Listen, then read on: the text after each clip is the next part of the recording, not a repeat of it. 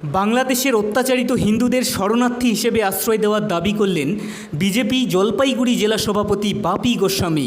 বাংলাদেশের উত্তপ্ত পরিস্থিতির কারণে জলপাইগুড়ি সীমান্তের পাশাপাশি শীতলকুচি সীমান্তেও দেখা গেছে হাজার হাজার বাংলাদেশের সংখ্যালঘু মানুষ ভারতে আশ্রয় নিতে জড়ো হয়েছিলেন।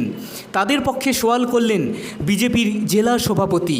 শুক্রবার বিকেল 5টা নাগাদ একই সাথে সাংবাদিক সম্মেলনে তিনি আরও বলেন, কেন কেন্দ্রীয় সরকার এই অত্যাচারিত হিন্দুদের শরণার্থী হিসেবে স্বীকার করে আশ্রয় দিচ্ছে না ভারত সরকার, তা আমি বলতে পারবো না, কারণ আমি কেন্দ্রীয় সরকারের প্রতিনিধি নই।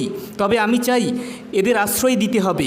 একই সাথে তিনি আরও বলেন, উত্তর পূর্ব ভারতের সাথে উত্তরবঙ্গের সংযুক্তির পক্ষে জোরালো দাবি করেন।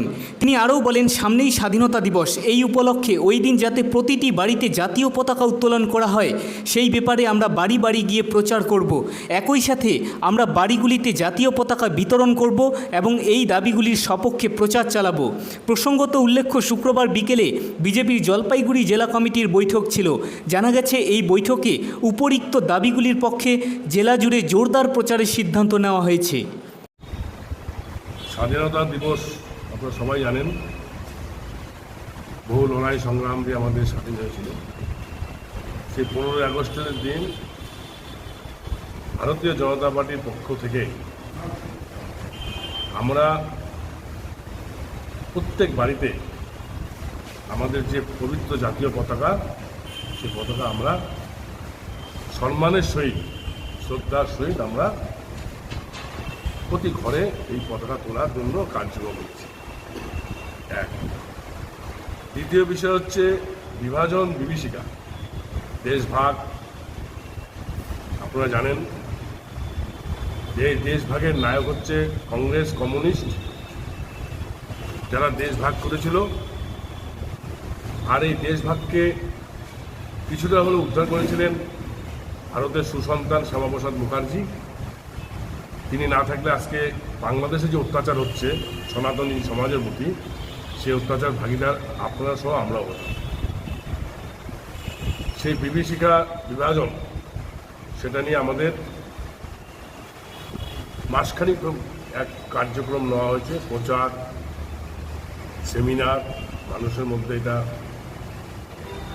তুলে ধরা।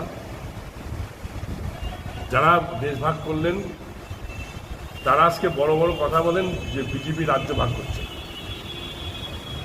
দেশভাগ করে লাখো লক্ষ কোটি কোটি মানুষকে উদ্বাস্তু করলেন, ভিটামারি ত্যাগ করলেন। তারা বলেন আজকে আমরা নাকি রাজ্য ভাগ করছি। নতুন প্রজন্ম, বিগত দিনের প্রজন্ম সবাইকে এই কথাটা স্মরণ করে দিতে চাই যে এই ভাগের নায়ক, বিভীষিকা বিভাজনের নায়ক হচ্ছে কংগ্রেস আর কমিউনিস্ট এবং অন্যান্য দল। এটা নিয়ে 1 মাসব্যাপী আমাদের প্রচার কার্যক্রম, সেমিনার, বিভিন্ন কার্যক্রম চলবে। আর পবিত্র 15ই আগস্টের দিন স্বাধীনতার উদযাপনের সহিত আমরা আমাদের জাতীয় পতাকাকে আমরা সম্মানের সহিত সব ঘরে ঘরে তোলার জন্য আহ্বান করছি এবং আমরা প্রচার হবে, বিভিন্নভাবে প্রচার হবে। আমরা বাড়ি বাড়ি যাব, আমাদের সমাজের সব স্তরের মানুষকে নিয়ে বিভিন্ন জায়গায় ছোটো ছোটো আকারে সেমিনার করব, এরকম বিভিন্ন কার্যক্রম আমাদের হবে। পথসভা হবে, পতাকা বিতরণ, ঘর ঘর তেরঙ্গা, যেটা শুধু পতাকা বললামই প্রথমে আপনাদের। আমরা যত সম্ভব আমরা জাতীয় পতাকা ডিস্ট্রিবিউট করবো, যে আপনারা সম্মানের সহিত এই পতাকা